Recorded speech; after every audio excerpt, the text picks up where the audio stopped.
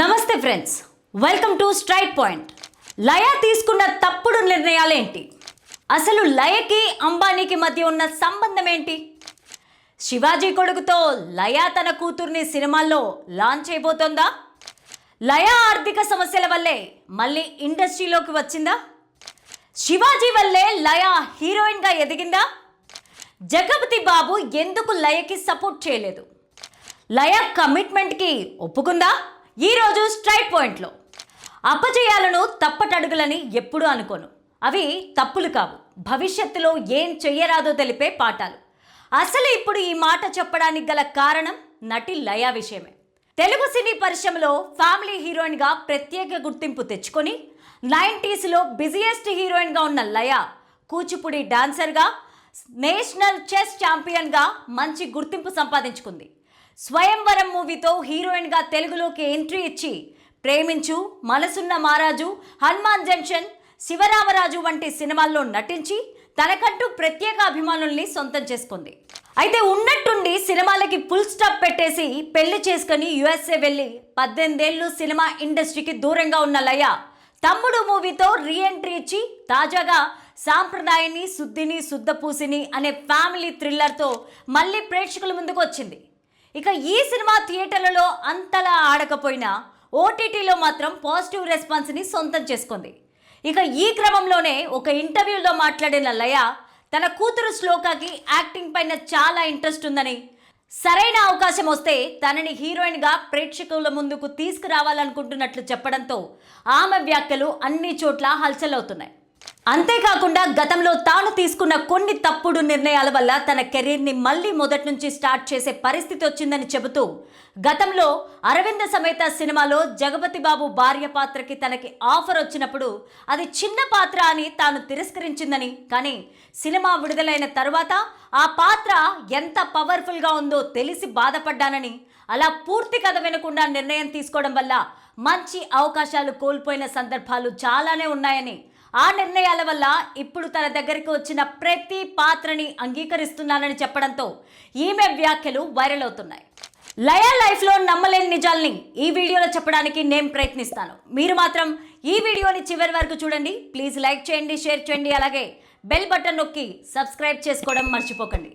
ఇక వివరాల్లోకి వెళ్తే, లయ తండ్రి గోపాలకృష్ణ గారు కిడ్నీ డాక్టర్గా పనిచేస్తూ విజయవాడలో ఒక క్లినిక్ని నడుపుతూ ఉంటే, తల్లి యశోద గారు ఒక మ్యూజిక్ అకాడమీలో టీచర్గా పనిచేస్తూ ఉండేవారు.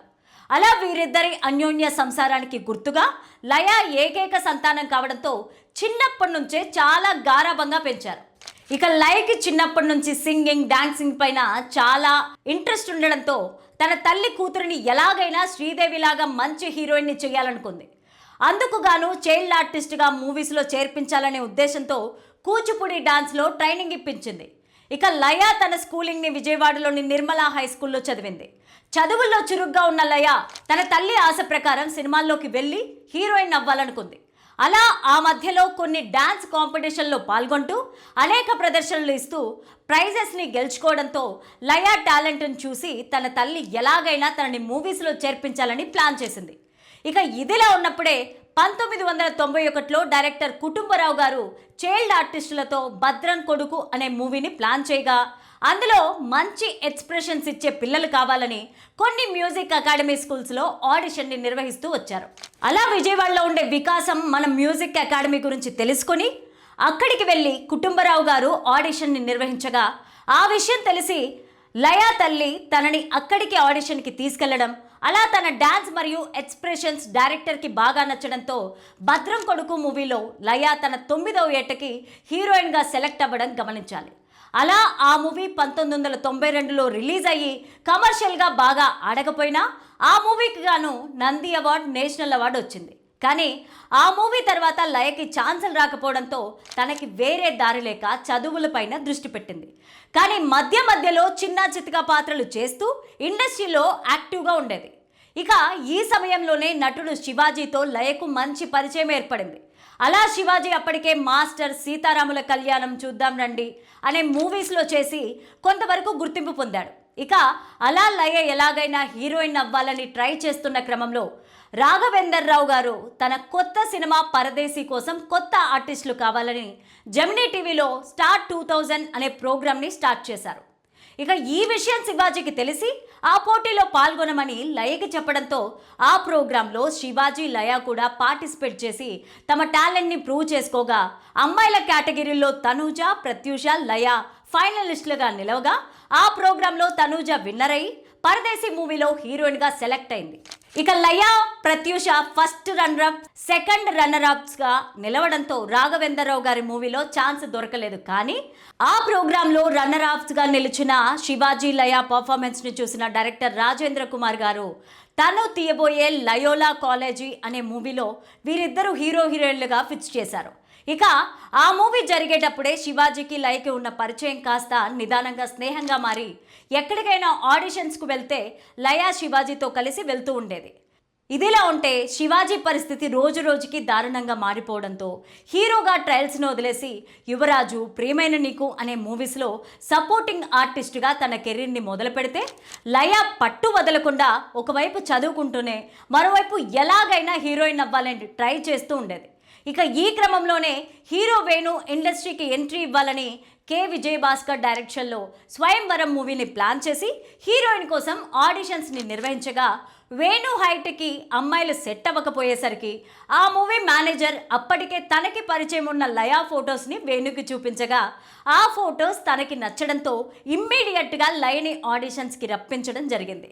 కానీ డైరెక్టర్కి మాత్రం బాంబే నుండి అమ్మాయిల్ని రప్పించాలని ఉన్నా వారి దగ్గర అంత బడ్జెట్ లేకపోవడంతో తెలుగు అమ్మాయిల్ని సెలెక్ట్ చేయాలని కరాఖండిగా చెప్పడంతో డైరెక్టర్ కూడా వేణు మాటలకి ఒప్పుకొని అప్పుడే ఆడిషన్స్కి వచ్చిన 500 మందిలో లయ బెటర్గా కనిపించడంతో ఆ మూవీలో ఆమెను హీరోయిన్గా సెలెక్ట్ చేయడం గమనించాలి. ఇక స్వయంవరం మూవీ షూటింగ్ 1998లో స్టార్ట్ అవ్వగా ఎలాంటి ఎక్స్పెక్టేషన్స్ లేకుండా 1999 ఏప్రిల్ 22న రిలీజ్ అయి మొదటి 3 వారాలు ఫ్లాప్ టాక్ తెచ్చుకున్నప్పటికీ 4వ వారం నుంచి పాజిటివ్ టాక్ని అందుకుని సూపర్ హిట్గా దూసుకుపోయింది. అలా ఆ మూవీ హిట్తో స్వయంవరం మూవీలో పనిచేసిన ఆర్టిస్టుల నుంచి టెక్నీషియన్స్ వరకు అందరికీ మంచి గుర్తింపు వచ్చి వారికి ఛాన్సులు వెతుక్కుంటూ వచ్చాయి. అంతేకాకుండా స్వయంవరం మూవీకి గాను లయకి, వేణుకి స్పెషల్ జ్యూరీ కేటగిరీలో నంది అవార్డులు రావడం విశేషం. ఇక ఈ సక్సెస్తో లయ తనకి సినిమాలో ఆఫర్స్ వెతుక్కుంటూ వస్తాయి అనుకుంది. కానీ తాను తెలుగమ్మాయి అయి ఉండడం ఒక కారణమైతే ప్రొడక్షన్ వారి టర్మ్స్ అండ్ కండిషన్స్కి ఒప్పుకోకపోవడంతో లయకి పెద్ద బ్యానర్స్ నుంచి అవకాశాలు చేజారిపోతూ ఉండేవి. ఇక ఈ క్రమంలోనే బడ్డే నవీన్ సరసన మా బాలాజీలో తనకి సెకండ్ హీరోయిన్గా ఛాన్స్ రాగా వచ్చిన అవకాశాన్ని వదులుకోకూడదని లయ అందులో యాక్ట్ చేయడం మొదలుపెట్టింది. ఇక ఈ మూవీ చేసేటప్పుడే రాజశేఖర్ హీరోగా మనసున్న మహారాజు మూవీలో మరియు కోదండరాముడు అనే మూవీలో కూడా సెకండ్ హీరోయిన్గా చేసే ఛాన్స్ రావడంతో లయకి వేరే దారి లేక ఆ మూవీస్లో యాక్ట్ చేస్తూ వచ్చింది. కానీ ఒక స్టేజ్లో ఇండస్ట్రీలో స్టార్ హీరోయిన్గా ఎదగాలంటే డైరెక్టర్, హీరో సపోర్ట్ లేకపోతే కుదరదని గ్రహించిన లయ అప్పట్లో బిజియెస్ట్ ఆర్టిస్ట్గా ఉన్న జగపతి బాబుతో మనోహరం అనే మూవీ చేసేటప్పుడే తనతో మంచి పరిచయం ఏర్పడి ఆ పరిచయం కాస్త స్నేహంగా మారి జగపతి బాబు సపోర్ట్తో లయ నాలో ఉన్న ప్రేమ, హనుమాన్ జంక్షన్, సీతారామరాజు సినిమాల్లో హీరోయిన్గా చేయడం జరిగింది. కానీ ఒక స్టేజ్లో జగపతి బాబు లయకి కాకుండా కళ్యాణికి సపోర్ట్ చేస్తూ అన్ని మూవీసు ఆమెతోనే చేయడంతో లయ పరిస్థితి మళ్ళీ మొదటికొచ్చింది. అలా ఆ తరువాత తాను చేసిన నువ్వు లేక నేను లేను, నేను పెళ్లికి రెడీ, కొండవీటి సింహం అనే మూవీస్ అన్నింటిలో కూడా చిన్న క్యారెక్టర్స్ ఇవ్వడంతో తన కెరీర్ అయిపోయింది అనుకుంది. కానీ అప్పుడే మళ్ళీ తన పాత స్నేహితుడైన శివాజీని కలవగా అప్పటికే శివాజీ చేసిన శ్రీరామచంద్రులు మూవీ హిట్ అయ్యి ఇండస్ట్రీలో దూసుకుపోతూ తాను కూడా బిజీ అవ్వడంతో అతని సపోర్ట్తోనే లయకి మిస్సమ్మ మూవీలో హీరోయిన్గా చేసే ఛాన్స్ వచ్చింది. అలా మిస్సమ్మ మూవీ ఎటువంటి ఎక్స్పెక్టేషన్స్ లేకుండా రిలీజ్ అయ్యి హిట్ అవ్వడంతో వీరిద్దరి జంటకి మంచి గుర్తింపు వచ్చింది. ఇక అప్పటి నుంచి శివాజీతో కలిసి లయ బ్యాక్ టు బ్యాక్ మూవీస్ చేస్తూ స్వరాభిషేకం, అదిరిందయ్య చంద్రం, టాటా బిర్లా, మధ్యలో లైలా అని చేస్తూ మరోవైపు శ్రీకాంత్తో దేవుళ్ళు, మా ఆవిడ మీదొట్టు, మీ ఆవిడ చాలా మంచిది, దొంగరాముడు అండ్ పార్టీ అని చేస్తూ అటు శ్రీకాంత్ ఇటు శివాజీ సపోర్ట్తో లయ ఇండస్ట్రీలో మీడియం రేంజ్ స్టార్ హీరోయిన్గా ఎదిగింది. అలా ఆమెకు వచ్చిన ఫేమ్తోనే స్టార్ హీరోగా ఉన్న బాలకృష్ణతో విజయేంద్ర వర్మ అనే మూవీలో ముగ్గురు హీరోయిన్స్లో ఒక హీరోయిన్గా యాక్ట్ చేసే ఛాన్స్ రావడంతో లయ ఆనందానికి అవధులు లేకుండా పోయాయి. అలా భారీ ఎక్స్పెక్టేషన్స్తో రిలీజ్ అయిన ఆ మూవీ ఫ్లాప్ అవ్వడంతో లయకి తెలుగులో పూర్తిగా ఛాన్సులు తగ్గడం, దీంతో ఏం చేయాలో తెలియని పరిస్థితుల్లో పడింది. కానీ ఆ టైంలోనే రామానాయుడు గారు లయకి సపోర్ట్ చేస్తూ కన్నడ, తెలుగు, తమిళ్లో తనకి ఛాన్సులు ఇస్తూ బిజెస్ట్ హీరోయిన్ని చేశారు. ఈ క్రమంలోనే ప్రేమించు మూవీలో చేసేటప్పుడే అందులో హీరోగా చేసిన సాయి కిరణ్తో లయకి మంచి పరిచయం ఏర్పడింది. ఆ పరిచయం కాస్త సాన్నిహిత్యంగా మారి వీరిద్దరూ ప్రేమలో పడ్డారు.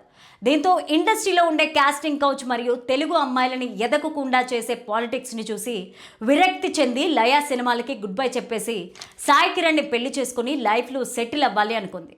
ఇక అప్పటికే సాయి కిరణ్ చేసిన నువ్వే కావాలి, ప్రేమించు మూవీ హిట్స్తో స్టార్ హీరోగా ఎదుగుతాడని అందరూ అనుకున్నారు. కానీ సాయి కిరణ్ హీరోగా చేసిన రావే నా చెలియా ఎంత బాగుందో, మనసుంటే చాలు, హైటెక్ స్టూడెంట్స్ అని చేసిన అన్ని movies back to back release అయి ఫ్లాప్ అవ్వడంతో ఇండస్ట్రీకి వచ్చిన 2 ఏళ్లకే ఆడంతే అదో టైపు మూవీతో సపోర్టింగ్ ఆర్టిస్ట్గా తన సెకండ్ ఇన్నింగ్స్ని మొదలుపెట్టాడు.